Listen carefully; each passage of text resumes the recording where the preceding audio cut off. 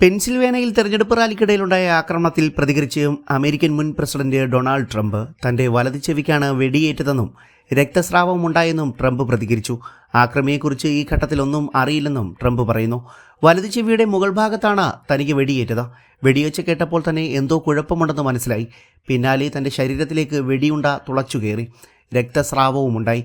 എന്താണ് സംഭവിച്ചതെന്ന് മനസ്സിലായി. അമേരിക്കയെ ദൈവം രക്ഷിക്കട്ടെയെന്നും ട്രംപ് എക്സിൽ കുറിച്ചു.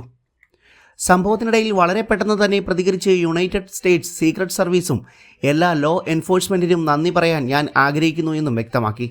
ഏറ്റവും പ്രധാനമായി റാലിയിൽ കൊല്ലപ്പെട്ട വ്യക്തിയുടെ കുടുംബത്തിനും ഗുരുതരമായി പരിക്കേറ്റ വ്യക്തിയുടെ കുടുംബത്തിനും എൻ്റെ അനുശോചനം അറിയിക്കുന്നു എന്നും ഇത്തരമൊരു പ്രവൃത്തി നമ്മുടെ നാട്ടിൽ നടക്കുമെന്നത് അവിശ്വസനീയമാണെന്നും വെടിയുതിർത്ത ആളെക്കുറിച്ച് ഇപ്പോഴൊന്നും അറിയില്ലെന്നും അയാൾ മരിച്ചുവെന്നുമായിരുന്നു ട്രംപിൻ്റെ പ്രതികരണം.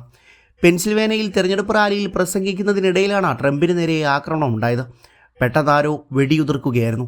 സംസാരിക്കുന്നതിനിടയിൽ ട്രംപ് ചെവി പിടിക്കുന്നതും ആളുകൾ പരിഭ്രാന്തരാകുന്നതുമായ ദൃശ്യങ്ങൾ പുറത്തു വന്നിരുന്നു.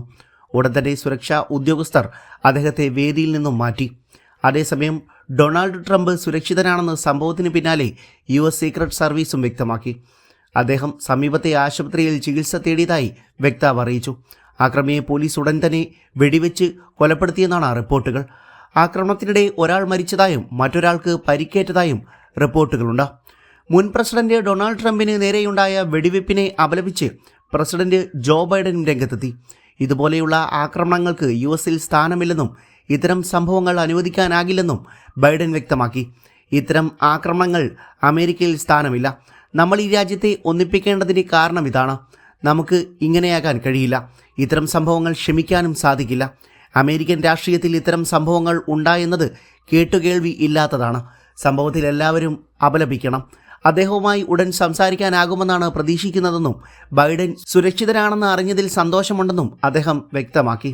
ആക്രമണത്തെ സംബന്ധിച്ച് കൂടുതൽ വിശദാംശങ്ങൾക്കായി കാത്തിരിക്കുകയാണെന്നും ബൈഡൻ പ്രസ്താവനയിലൂടെ വ്യക്തമാക്കി.